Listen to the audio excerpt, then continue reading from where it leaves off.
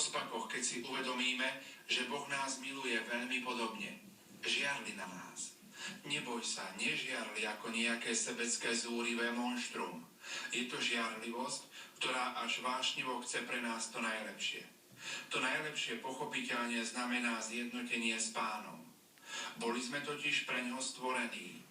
Každý iný záujemca alebo všetko ostatné, čo súperí o našu lásku, len ohrozuje šťastný koniec, ktorý nám Boh pripravuje. Na svoj život možno hľadíš trochu skepticky. Zrejme by si nikdy nepovedal, že aj ty si hoden vášnivej lásky Boha. Skôr sa možno sústredíš na prekážky alebo na iných milovníkov, ktorí si robia nárok na tvoje srdce. Ďakujme však Bohu, že nepozerá na veci našimi očami. Je pripravený vyraziť a bojovať so všetkými našimi nepriateľmi. S hriechom, vinou, obvineniami. Nič mu nezabráni vykúpiť nás a úplne si nás prisvojiť. Dovol Bohu, aby ti dvoril.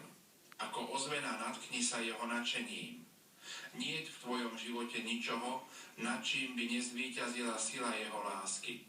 Neexistuje vzdor, ktorý by nezlomil. Len sa uspokoj a dovol Bohu, aby ti ukázal nádheru a pokoj, ktorý prináša jemu oddaný život. Uvidíš, aký je príťažlivý. Pane, som ako milá z piesne piesní, ukrývam sa pred tebou. Príď, ženík mojej duše, a získaj si ma svojou cieľavedomou starostlivosťou. Som tvoj.